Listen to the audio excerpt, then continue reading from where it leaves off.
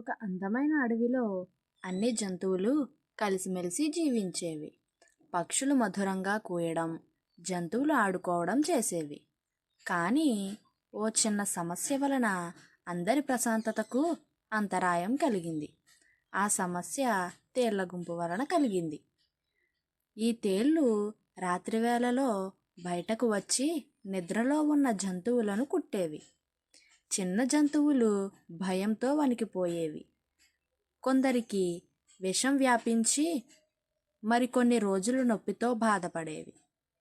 ఎందుకు ఇలా చేస్తున్నారు అని అడిగినా తేళ్ల గుంపు ఇది మా సవాళ్ళు, మా గేమ్ అని నవ్వేసి వెళ్ళిపోయేవి. జంతువులన్నిటికీ తేళ్లు కొడతాయనే భయంతో నిద్ర ఉండేదే కాదు.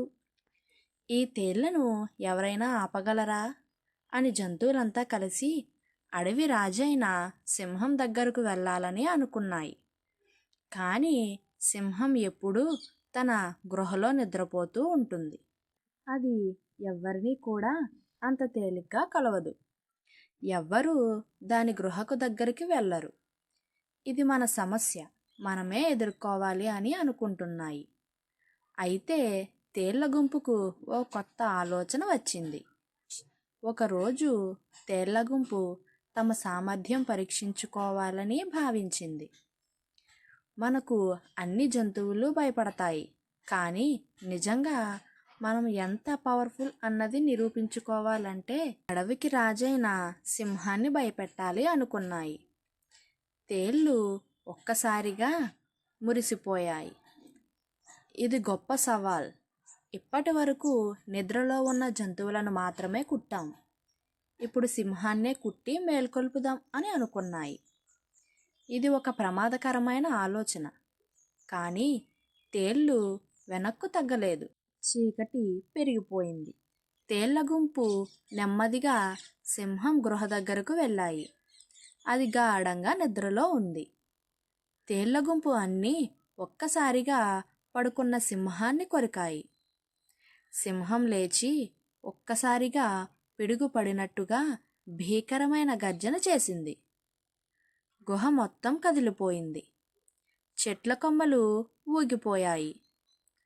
అడవిలో ఉన్న జంతువుల హృదయాలు ఒక్కసారిగా ఆగిపోయినట్టు అయ్యింది.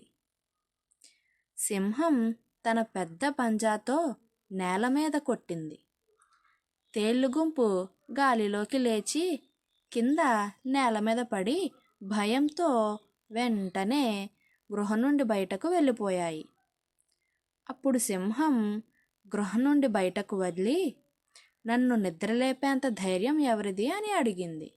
మీరు ఎవరిని కావాలంటే వారిని కొట్టగలరని అనుకుంటున్నారా అని ఒక్క అడుగు ముందుకు వేసింది. ఈ అడవి మీద మీకెంత అధికారం ఉంది అని మరో అడుగు వేసింది. తేళ్ల గుంపుకు సింహాన్ని చూసి భయంతో కాళ్ళు తడబడ్డాయి. నన్ను తాకిన వాళ్లకు ఏం జరిగిందో తెలుసా అనింది. తేళ్లు భయంతో తలలు వంచాయి. అప్పుడు తేళ్ల గుంపు, మమ్మల్ని క్షమించు అడవిరాజా, ఇంకెప్పుడూ మేము అడవిలోని ఎవ్వరినీ కొట్టము అని ప్రాధేయపడ్డప్పుడు సింహం, ఈ అడవి అందరిది. మీరు ఇతరులకి నష్టం కలిగించడాన్ని ఆపండి. నన్ను నిద్రలేపడానికి ప్రయత్నించడం మీ అహంకారాన్ని చూపిస్తుంది.